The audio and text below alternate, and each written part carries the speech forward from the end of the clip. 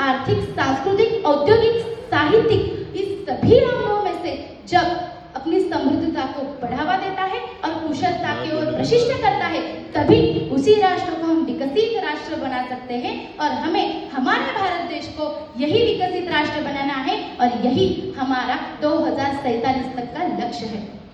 हमारे आदरणीय पंतप्रधान जी ने बोला हुआ स्वर्णिम भारत, विरासत और विकास, यह अवधारणा ही इस संकल्पना की नींव है। और यह स्वप्न पूर्ण करने के लिए हमें सर्वप्रथम इस नींव को मजबूत बनाना जरूरी है, ताकि इस मजबूत नींव के साथ हम हमारा स्वप्न जरूर पूर्ण कर सकें। इसके आगे बढ़ते हुए मैं कहना चाहूंगी, मूलतः स्वर्णिम भारत अर्थात हमारे सोने की चिड़िया वाला भारत, यानी कि हमारी प्राचीन विरासत को समझना यह हमें जरूरी है। मतलब हमारे प्राचीन विरासत से हमें अनेकों ऋषि मुनियों ने दिया हुआ योग और ध्यान की शिक्षा हो।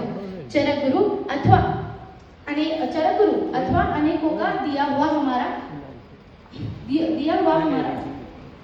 आयुर्वेद की शिक्षा हो, अथवा हमारा आर्यभट्ट का शून्य हो या चाणक्य का अर्थशास्त्र हो, लक्ष्मीबाई या छत्रपति शिवाजी महाराज के पराक्रम हो या कालिदास, तुलसीदास जैसे साहित्यकों का साहित्य हो, इन सभी को समझकर हमें इसका आदर्श लेकर हमारे राष्ट्र को विकसित बनाने में योगदान देना, अर्थात विकसित भारत 2047 के तरफ बढ़ाया हुआ एक अच्छा कदम होगा।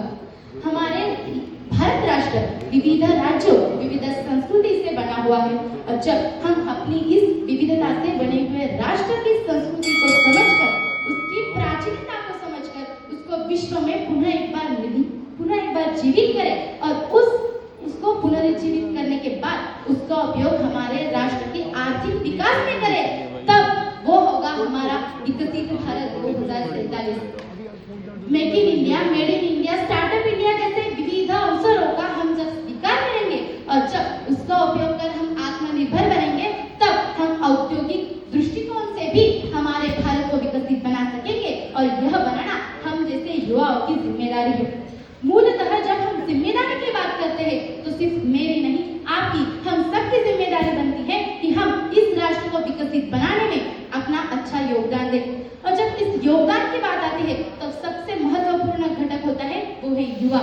और हम जैसे एनएसएस स्वयंसेवक, इनका भी इसमें योगदान जरूरी है। और वो हम क्या कर सकते हैं, तो हम स्वच्छता अभियान के माध्यम से अपना योगदान दे सकते हैं, पर्यावरण संरक्षण करने में अपना योगदान दे सकते हैं, डिजिटल तकनीक को अधिक सुदृढ़ कर उसका योगदान कर अनेकों नए शोध हमारे राष्ट्र में लगा सकते हैं, ना कि दूसरे राष्ट्र से हमें उसको खरीदी करने की जरूरत पड़े। हम खुद उसको निर्मित कर हमारे राष्ट्र को विकसित बनाने में अपना योगदान दे सकते हैं। बस इतना ही नहीं, बल्कि हमारे नीति मूल्यों का स्वीकार कर उसका अच्छे से वापर कर हमारे सामाजिक एकता को बढ़ाने के लिए हमें योगदान देना चाहिए। और यही हमारे युवाओं की तरफ से इस विकसित राष्ट्र के लिए योगदान होगा। आखिर में जाते जाते बस इतना ही कहना चाहूंगी कि हम भारतवासियों को श्रेष्ठता, हीनता, जय पराजय, गौरव ग्लानि ये जैसे चीजों को छोड़कर हमें सनातनियों की भक्ति, सिखों की शक्ति